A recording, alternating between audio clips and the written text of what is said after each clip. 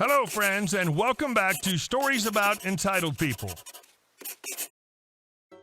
The first story is about a downstairs neighbor who turned out to be an old hag who made life miserable for our OP's family. But they didn't give up and gave her a good fight. So don't forget to subscribe to our channel if you're new here and turn on notifications so you don't miss a new video every single day. Here we go.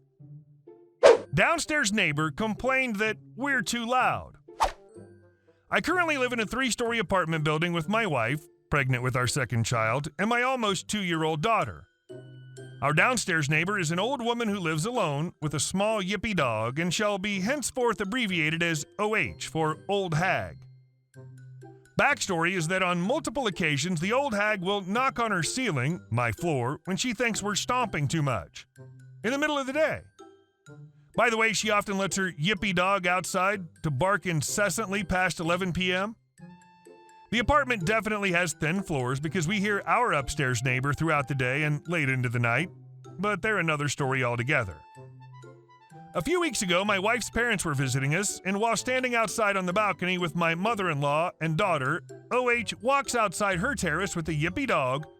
Conversation went something like this. OH, oh hi, are you my upstairs neighbor?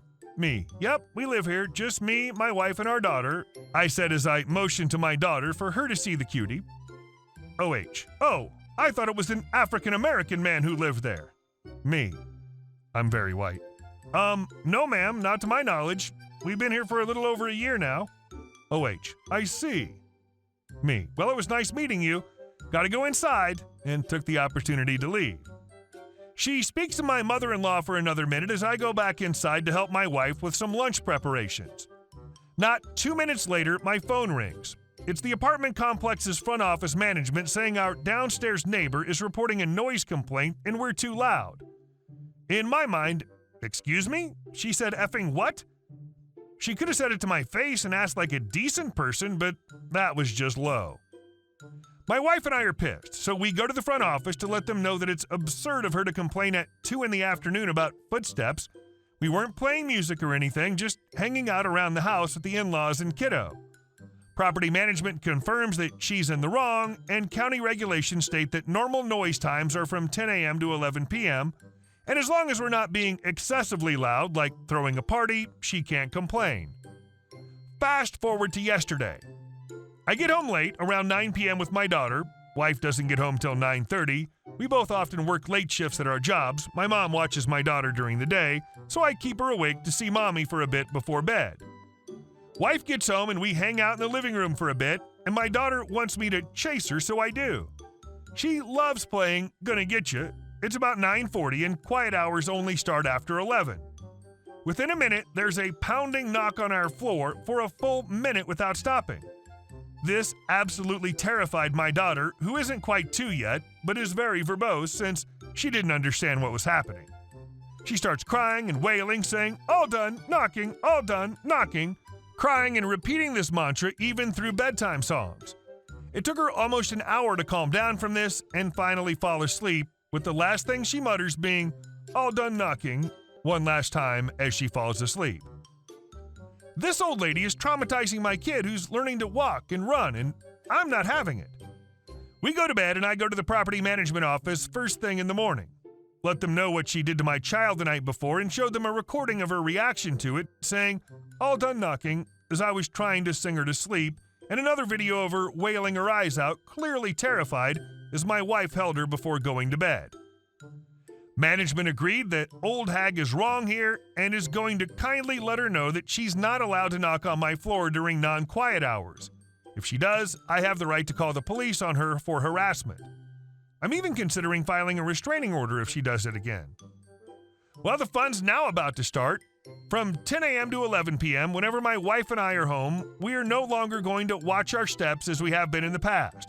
We know how awful it is since we constantly hear our upstairs neighbors stomp around, so we tried to be extra careful up until now.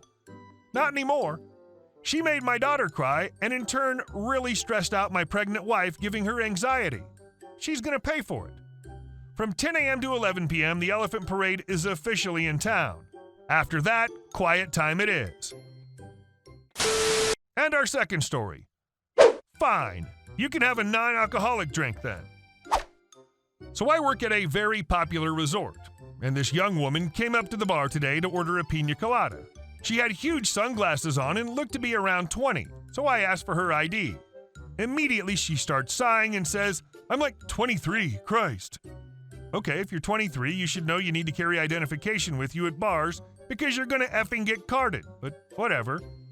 I ask her if she can take her sunglasses off if she looks like she could be over 30. I might be able to get away with not carding her, but she actually looked even younger with them off. I ask her for her identification and she starts rolling her eyes and saying it's in the hotel room. I tell her that I need to see identification before I serve her alcohol. I think she tries to subtly threaten me. I'm a younger girl and she starts whispering about how she's going to tell her mom as she furiously texts on her phone. But I ignore it and tell her, "Okay, I'm going to help the gentleman waiting next to you while you collect your ID."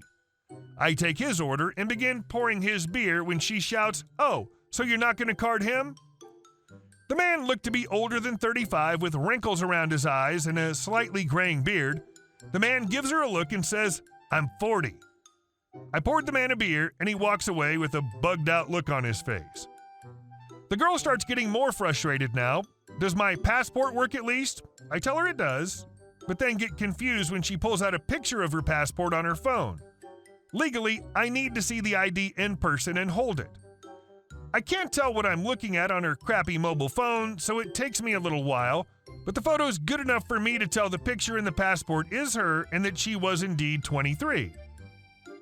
Even though it was at personal risk, I decide not to ruin this girl's vacation and to serve her the drink. But before I can respond, she sneers, "Oh, is that not good enough for you either?" After her snide comment, I change my mind and tell her it's fine for the drink I'm going to make her, and I proceed to make her the most expensive non-alcoholic pina colada she'll ever buy in her life. And our last story. I have finally met a super Karen. I work as a front desk associate for a privately owned inn. I've been yelled at, called names, and yada yada yada. I've dealt with them. However, yesterday was a surprise. I have nothing against anyone from anywhere, and this is nothing against anyone from anywhere either. A very tall, bleach blonde, older, I believe, German woman came in and rang my bell to come to the front. We had one room that wasn't used, but it's a 2 minimum night for walk-ins, although my boss did say that whoever books the room online to give it to them for that night. Well, she asked if we had a room. I told her my line about the room. She booked it via online. Okay, no problem. So I checked her in. Cool. Not even half an hour later, she comes to the desk and rings the bell again. I do the laundry for the whole place as a second shift employee, and it's down in the basement. I run upstairs and see what's going on. The woman starts yelling at me like a crazy woman about a fly in the pool room. LOL. Well, the inn is in a wooded area, and the area has a lot of lakes, so what else do you expect? We are exceptionally clean, and every shift has to mop and clean the whole pool room. I explained this to her as she was dripping wet on the tile and her makeup running. I was pleasant, but she was pressing it. She requested her money back, but we can't do that after you've checked in, and it's in bold, large letters when you sign the paperwork, and I explained this to her as well. So she went and changed back into her clothes about 10 minutes later and rang the bell again, this time 5 or 6 times. I was down in the basement finishing a load of laundry, came back up, and she continues to yell at me. So I call my AGM and ask her what I should do. She told me to call the GM. Okay, so I did. Now, my GM is awesome, the most soft-spoken woman and very level-headed. She said she'll be here in 15 minutes. I told the woman that I'd contacted my boss's boss. Good, this lady replied. While I waited for my GM, I was taking care of a family with 4 kids that wanted to go swimming. The woman interrupted me while I was speaking with them about the rules to tell them not to spend any money with us because of a bug problem, and I'm very rude and a B. In front of children, mind you. This family comes and swims every Saturday or Sunday. They're regulars. I let them into the pool room, and they wish me the best of luck. I laughed. Less than 15 minutes later, my GM pulls up. I point her to the woman. This lady thought she'd won with her smug grin towards me. I go back to what I was doing. About 10 minutes later, after the woman very abruptly leaves, I ask my GM what happened. My GM, bless her for being a short, red-headed older lady, looks right at me and smiled. She looks down at the ground and shook her head. She looks back at me and tells me everything. The woman called me a B again to her and hoped I would get fired for being so rude, demanded a refund, and that was declined. My GM showed her the paperwork as it's in the clause that this woman signed. I do tell every guest that checks in that it's non-refundable once they check in. So my GM continues about how the woman berated her and said how unclean we are because of a couple of bugs in the pool room. Apparently, from what my GM said, was the woman went to hand my GM the key to her room and purposely dropped them to the floor and said, "Whoops." So GM and I go to check the room. This woman ripped off all the covers on the beds, took all the covers of the cushions on the couch, and threw most of the towels all over the room. She, I assume, took the remaining towels and drenched them with water and threw them on the bathroom floor. She also ripped the shower head out of the wall and sprayed a very large area of the room outside of the bathroom. The bathroom was soaking wet from top to bottom. She even had time to eat since there was a to-go box in the garbage. This woman, I swear to God, was one of the worst. Her whole demeanor was of a spoiled, entitled brat that doesn't like being told no. She was so rude and so haughty, I almost lost my crap. The owner is pursuing a case against her for damages to the room and for the cleaning and maintenance of everything. They had to hire someone to clean up all the water that soaked into the carpet and crew for repairs. So she's going to get a very hefty fine. Imagine how mad she's going to be when you max out her credit card for incidentals. Hey guys, thank you all for watching the video. I'll see you in the next one.